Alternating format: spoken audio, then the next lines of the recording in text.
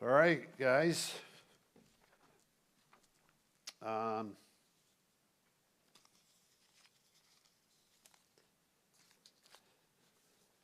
do you have your handy dandy little time chart? Does anyone not have it? Need one? Okay. And I've got a longer timeline, but this is just the first 500 years. And Vic, if you'll take me to the first slide on the slideshow. So this timeline is going to be a rough guide. I won't hit everything on here, and I'll add some things that are not on here. But last week I talked about, if you look around 200 AD, we talked about the martyrdom of Polycarp, as well as the martyrdom of Perpetua. And I want to talk now about the time of Constantine. So let's go forward. Do we have the clicker nearby? Or do you want to do it? I don't know if it'll work on here or not. You can try. Yeah, no, never mind. Just let's go forward a slide. Do you have your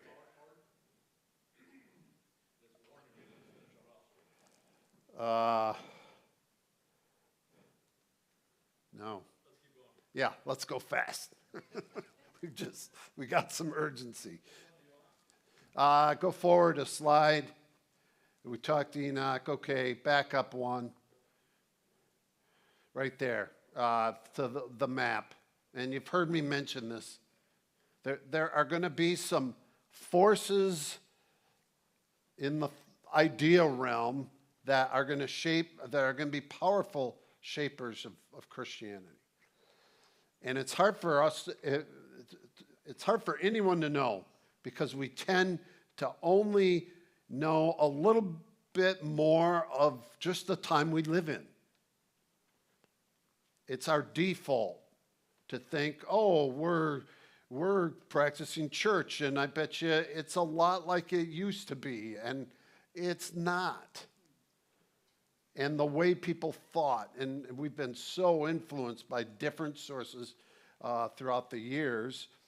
And what is something that would influence church practice today that the people in the first 3-4 centuries would not understand, would not have been influenced by? What can you think of?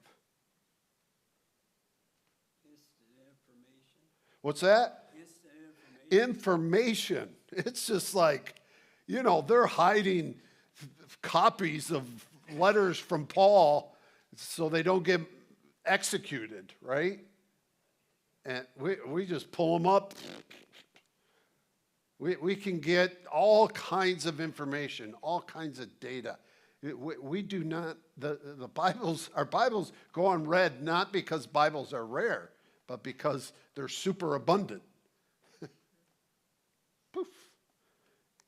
So what else do we have influencing us today that the early church didn't have? Information is one major one. Okay, I agree, but what do you mean by that? We're able to cover long distances in a few hours. We fly. Right. So when Jesus says, "You are my witnesses to Jerusalem, Judea, Samaria, and the ends of the earth," that means something very different to us than it did to them. So we send Gary everywhere, right? Around the globe. What else is different for us today? Yeah, denominations have, and particularly when we get near the Reformation, we're going to see where these denominations come from. They had differences, but they're under such duress, and the church is so young and spreading that there's really essentially just one church. Anything else?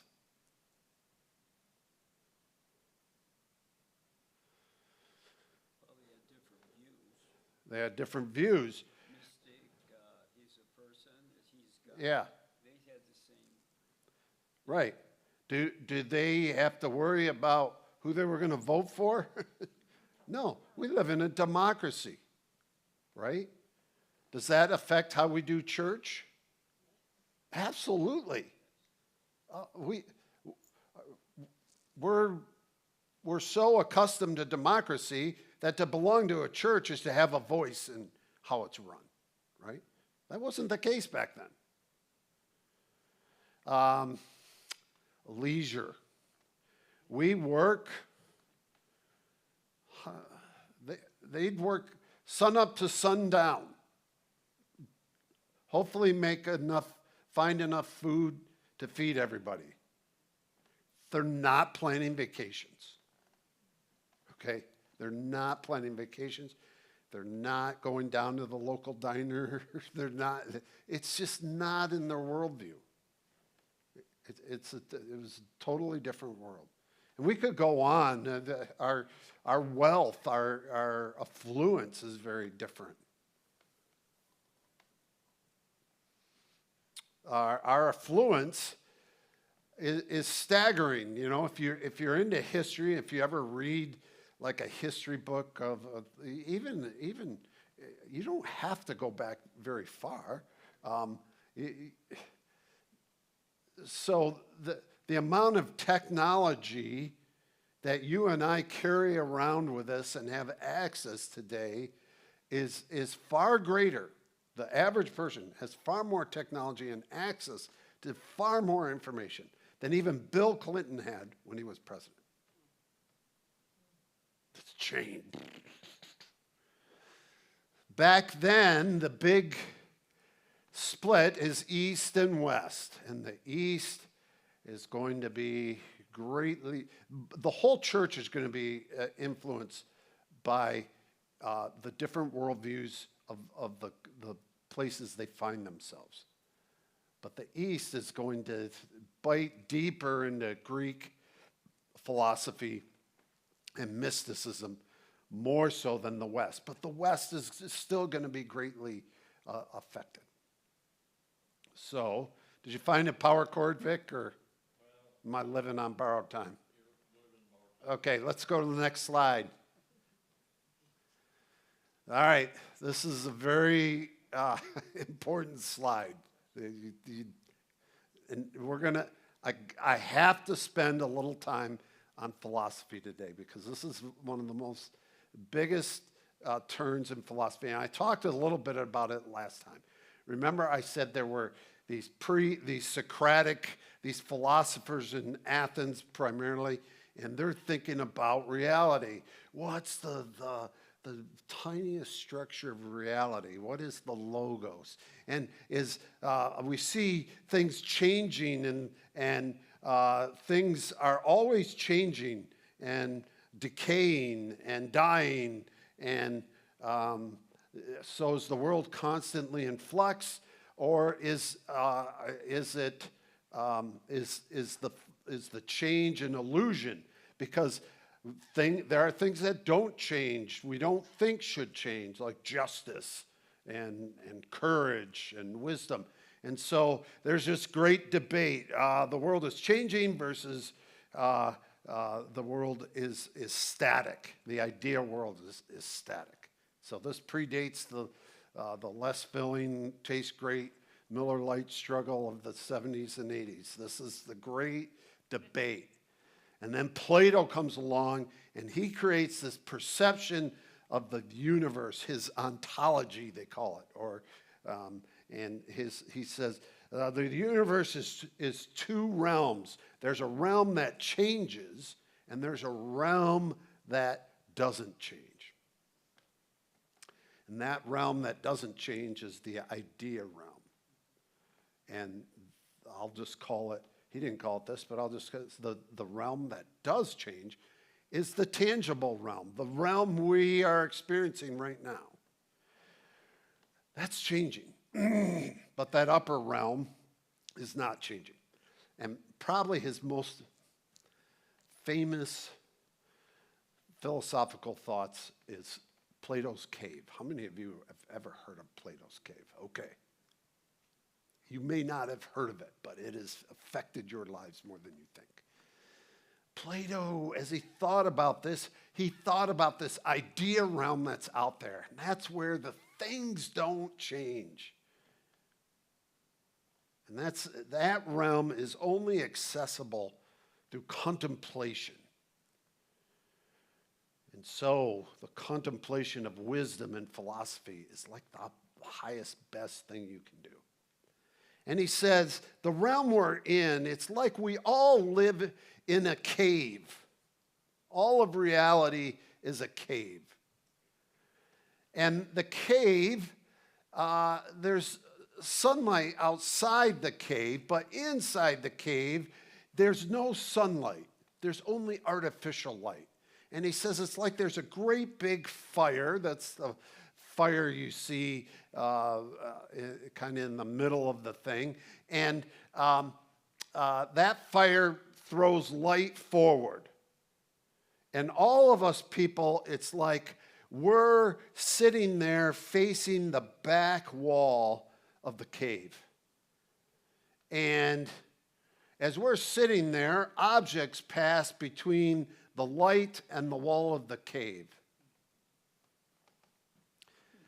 And so Plato says what we experience, this world you and I are experiencing right now, is just a shadow of reality. It's a shadow of reality. So, if you've ever, there was a movie made about C.S. Lewis and his eventual marriage to Joy Davidman, and it was called Shadowlands, because Lewis was steeped in philosophy. He finished top of his class at Oxford in 3 subjects, one of them being philosophy. And he believed there was a lot that Plato said correctly.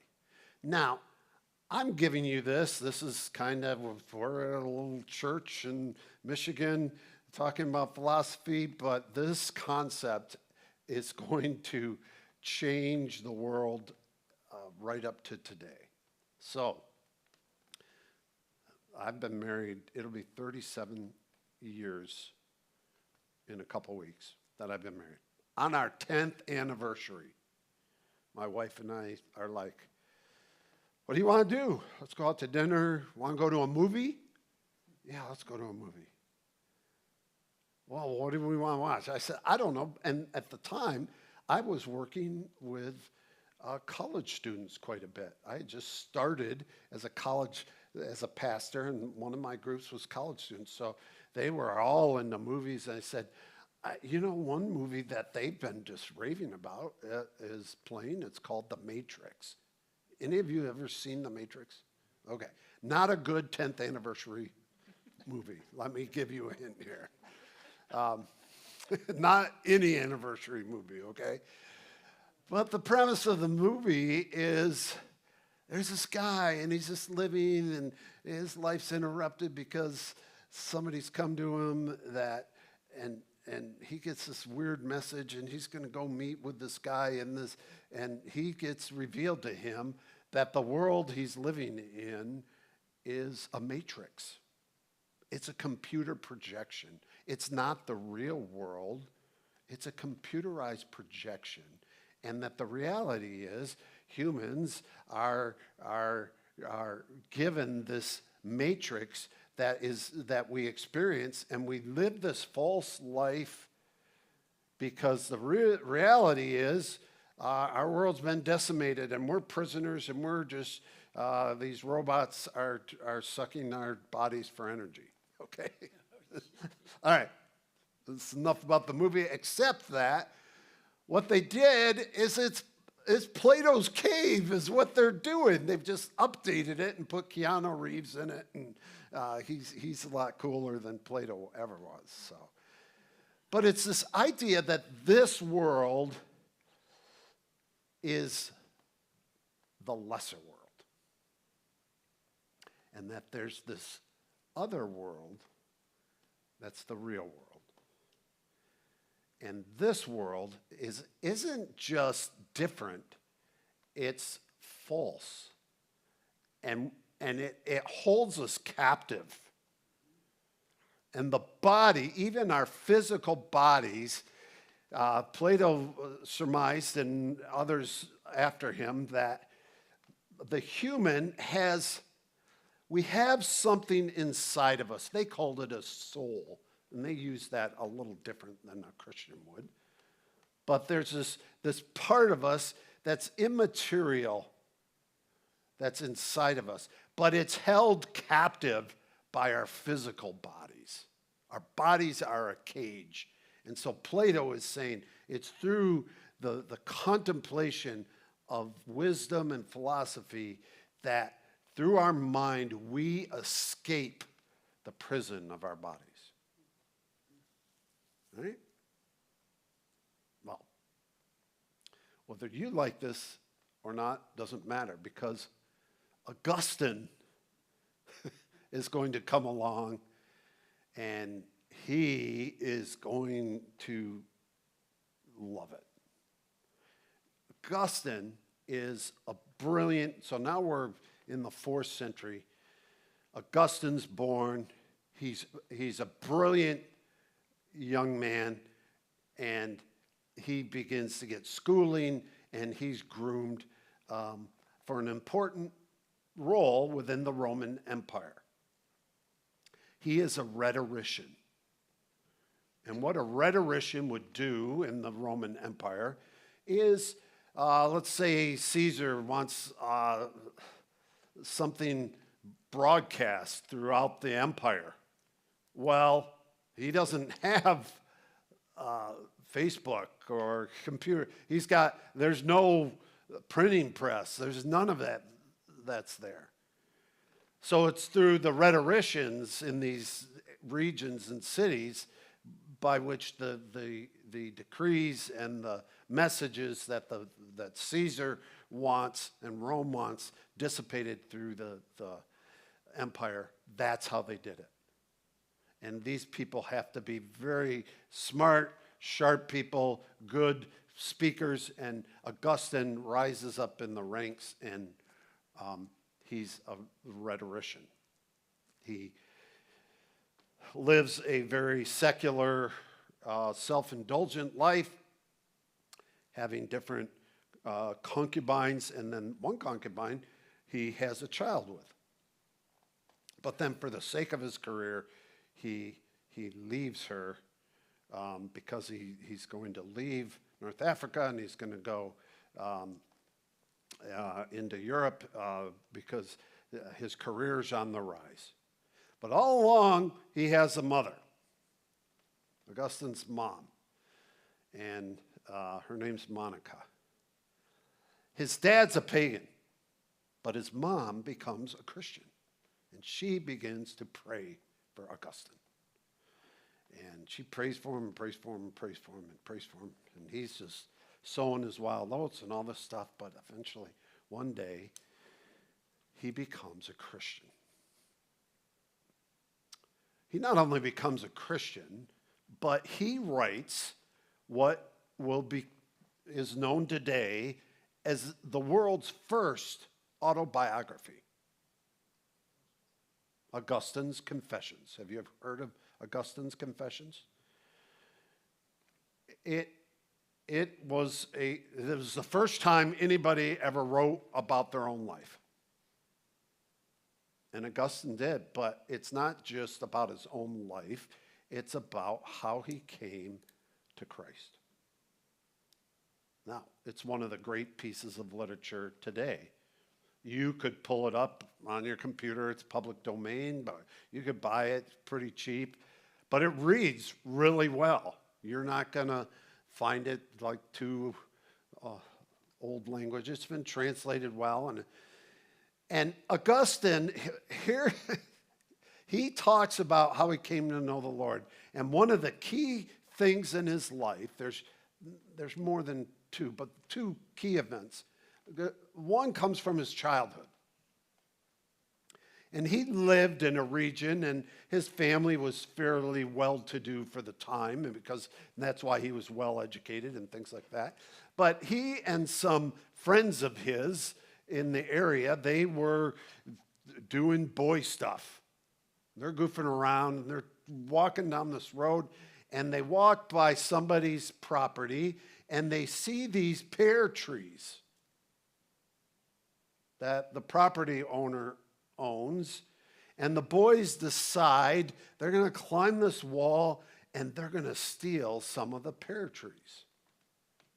Any of you ever steal anything with a group of friends when you were a kid? Yeah, me too. Well, when he gets older, so Augustine goes along with it. But when he gets older, he starts thinking about that. And the thought comes to him, why did I do that? My family owned pear trees. We had our own pear trees. I didn't even want a pear. But I went along with it and stole them anyhow. And it's going to be this incident that begins a chain reaction in Augustine. And then a more recent incident happens when he goes to the Colosseum with his friends to see the gladiatorial games. And now, because the chain reaction is started by the Holy Spirit, he remembers that he's starting to think about, why do we do things we know to be wrong? Why did I do things I knew were wrong? Now he goes to the Colosseum with his friends, but he's got a new set of eyes. And as he looks around, he's looking at his friends, and they're just almost drunk with the blood and the violence that's going on. And it really knocks him for a loop. It's like he saw it for the first time for what it was. And because of this, those two things and this mom and some other events, he becomes a Christian. And he's going to tell about in that book how that happened and how he became a Christian. Well, now, he's brilliant. And now he's a Christian. But he's well studied in philosophy and all the histories that are known then. And so he's already read all that. Now he's a student of the scriptures. And the church is beginning to coagulate. It's developing an infrastructure. Different cities have bishops, and you have a system going now. And part of the system is to keep things in line. And there are different heresies going on, but there are different schisms too. And there's this group called the Donatists. The Donatists believed in Christian theology just like the rest of the church, except the Donatists believed that if during the persecution, if you capitulated to the persecution, if you denied Christ because you were being persecuted, you could not come back to the church. You were done for.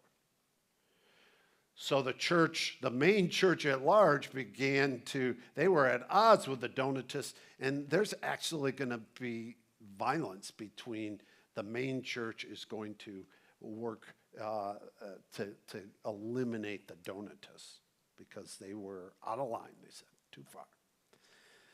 Well, Augustine grows in stature now within the church, and the church is using him because what will happen is different bishops or different philosophies or religions will write things that'll be disseminated, and the church needed somebody to respond to anything that was getting widespread that was against Christianity. And so things like Gnosticism and so Augustine, they used him to write a lot. And now he's got regret over this woman he cast aside and his son, and he laments that, and that's in his confessions. And now he just wants to go and he goes back to North Africa and he starts a monastery, and his friends come with him and they convert and they live in this monastery. And Augustine, they get to live this monastic life, and he gets to write and do the things he wants to do. But the request comes. He's in North Africa, and there's this city not too far away from him called Hippo.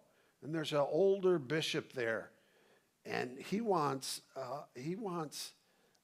Augustine to come and be the bishop, be his assistant, and then take over as bishop for him. And Augustine wants nothing to do with it. Well, one day they're traveling through the city and they stop there to go to church. And Augustine is there and he's praying, and the bishop comes up behind him and literally puts a cloak on him and essentially declares him a bishop against his will. But he says, the church needs you. We need you. And so Augustine of Hippo, it's because he becomes the bishop of Hippo. Bishop life isn't for him. You're settling disputes, you're taking care of daily life and needs of the monastery and the city, and it's not what he wanted, because he wants to write and think and do those things. But he's going to be the bishop of Hippo for the rest of his life. But he also continues where he can to write. And another one of his works that is still widely read today is called The City of God. How many of you have heard of The City of God? Okay. It's one of the great of that era, greatest book of the first 400 years. Yeah, I think so. The City of God. The premise is simply this. There are two cities. There's the city of man and the city of God. And you're building one or the other.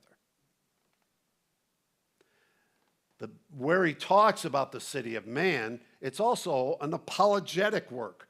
Because by this time, there's all kinds of accusations by different emperors and people. Whenever anything goes bad, if there's a plague, a flood, a big fire, the Christians get blamed. And they try and say they're terrible citizens and that they should be persecuted, and many were persecuted. But Augustine in the City of God, he says, no, we're your best citizens.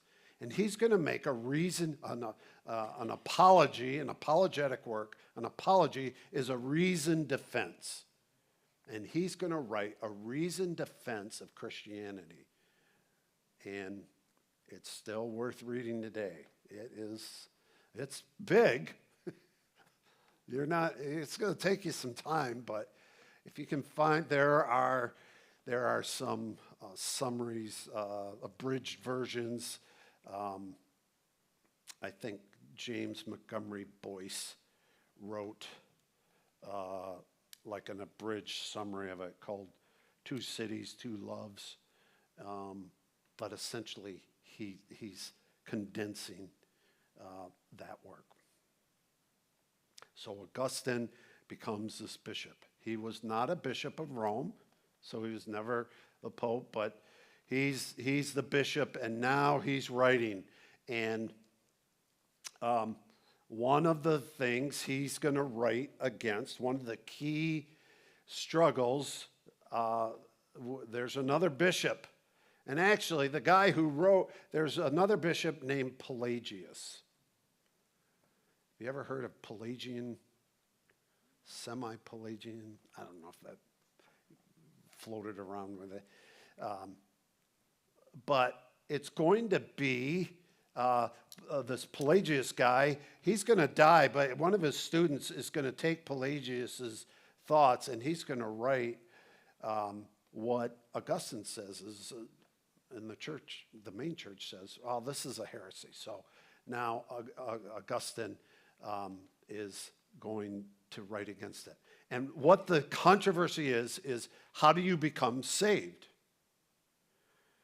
And there's this belief that, and it's going to revolve around grace. And by the end of the controversy, today we look back at it, and there's 4 views. There's Pelagian, semi-Pelagian, semi-Augustinian, and Augustinian. Okay, the Augustinian is you're saved by grace through faith alone. And even the faith that you're able to express is a gift of the Holy Spirit. So it's all going to be about who's the first mover in your salvation. Is it you? Is it you, and once you start moving, God helps? Is it, so Pelagius thought, and he had scriptures to back it up. He said, no, you, it's up to you to move. And a purely Pelagian view had a very high view of our ability to become sinless. Because if we can initiate our own salvation, then we can become better and better people through our own work. Well, a Catholic view today would be semi-Augustinian, okay? And an evangelical view would be purely Augustinian. Well, this is one of the main controversies that Augustine is going to enter into. He's also going to he's going to write a doctrine. We use the phrase in church of original sin, right? You've all heard of original sin. Is that term in the Bible? No.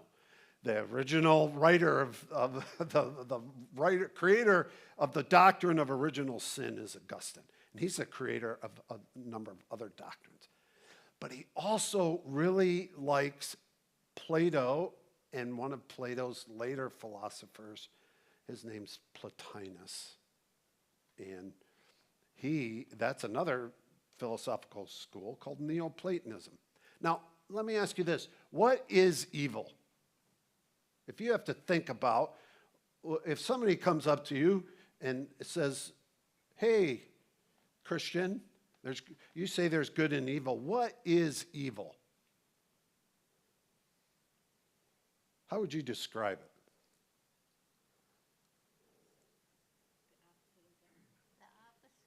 The opposite of God. Is there, let's say good and life are a force that emanates from God. Is there a force of evil? Or is evil the absence of the good? Because if we say there's a force that creates evil, that means evil has the ability to create. But the Christian view is generally today, those who think about it and write about it, is that evil is a corruption of the good. Just like rust is to metal. Rust isn't a thing on its own. It's the corruption of the metal, right? And so there's a very well-developed idea of evil being the absence or the deprivation or the corruption of the good, because evil cannot create its own things. Yes, Gary. Dualism. What's that? Dualism. Dualism. Because it teaches that there's goodness and there's evil, as if they were equal. Yes, right. So he said dualism. When Augustine was a young man, he was really into this one religion called Manichaeism. And Manichaeism was prominent at a time, but there were other religions that believe there's a good God and there's a bad God. And it's a dualistic universe with two, but Augustine said no, there's God, and there's not another God like him who generates evil. There's Satan, and he corrupts the good. Satan can't make anything. So good application. Lord of the Rings fans here, you read it, seen it? Okay. What are orcs in the Lord of the Rings? Do you know your Middle Earth very good? Orcs were originally, if you know your Middle Earth history, they were elves. They were not created evil beings. They were elves that were corrupted. Well, Tolkien is pulling from this Augustinian view of evil. The thing with Augustine's view of evil is it doesn't come from Augustine. It comes from Plotinus. Came up with this idea that evil is the corruption of the good.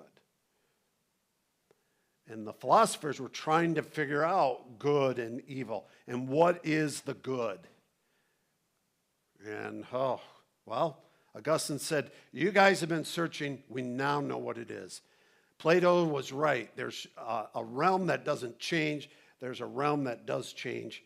And that realm where nothing changes isn't a realm. It's the mind of God. And out of the mind of God, the rest of the universe is created and sustained. But because of sin, it's always in flux and it's always decaying. And so like Plato and the Stoics and Plotinus and all these others, they had a view of the tangible world we live in as being lesser, bad, corruptive, corrosive. Even our bodies are a bad thing. We've got to be freed from them. So what would monks do in the early centuries? What kind of life did they live? They go hide out. And what they do? They pray. They work, and they whip themselves, wouldn't they? They'd create all kinds of ways. If they thought they were having sinful thoughts, they'd whip themselves, they'd roll in prickers, they'd do all kinds of things to torture themselves. They would, sometimes they'd have the way they'd eat, determine what they're going to eat. They put grain in this little vase that they could reach in, but if they grab too much, they couldn't pull their hand out. So it would force them to take a little bit of food, and that would be their food for the day. They would torture the body because they said it was biblical. But how much does Plato's view of the world affect how we view our faith even today? Because one of the areas, and I'll make this the last point, one of the areas where Augustine wrote about